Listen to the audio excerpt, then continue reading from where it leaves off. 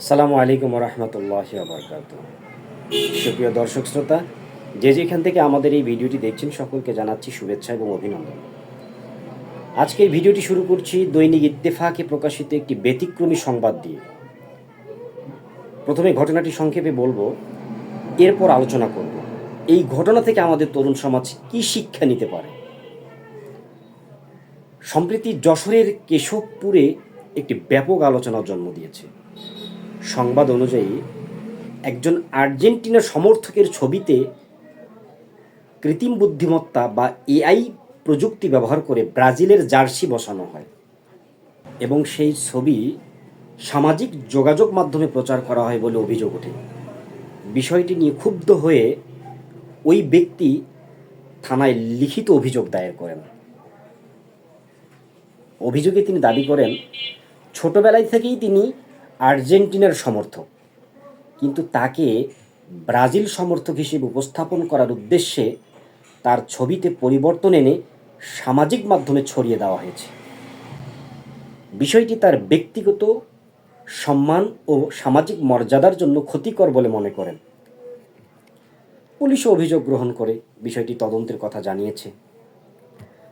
বন্ধুরা, অনেকেই হয়তো সংবাদটি শুনে হাসবেন, কেউ বলবেন এতটুকু বিষয় নিয়ে আবার অভিযোগ।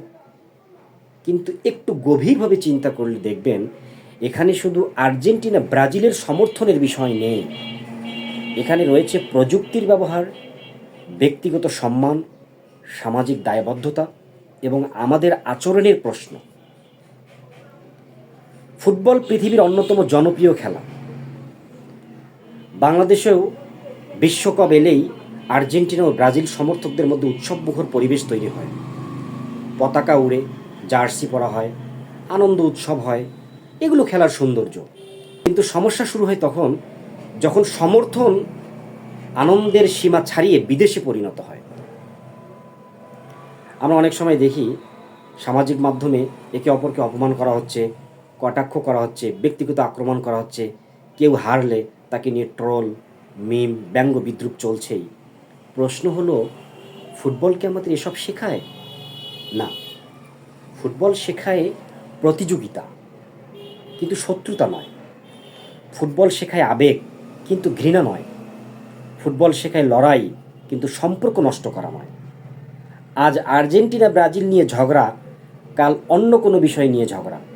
এভাবে যদি আমরা নিজেদের মধ্যে বিভেদ বাড়াই, তাহলে খেলাধুলার প্রকৃত উদ্দেশ্যই হারিয়ে যাবে। আরেকটি গুরুত্বপূর্ণ বিষয় হলো এআই বা কৃত্রিম বুদ্ধিমত্তা। বর্তমানে এআই দিয়ে ছবি, ভিডিও, কণ্ঠস্বর অনেক কিছু পরিবর্তন করা যায়।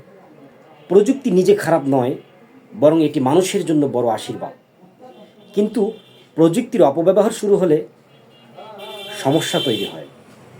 এখন কেউ যদি মজা করার জন্য বন্ধুর ছবি এডিট করে, সেটি এক বিষয়, কিন্তু যদি সেই কাজ কারো সম্মানহানি করে, ভুল তথ্য ছড়ায় বা সামাজিকভাবে বিব্রত করে, তাহলে সেটি আর নিরীহ মজা থাকে না। এই ঘটনাটি আমাদের সেই বিষয়টি মনে করিয়ে দেয়।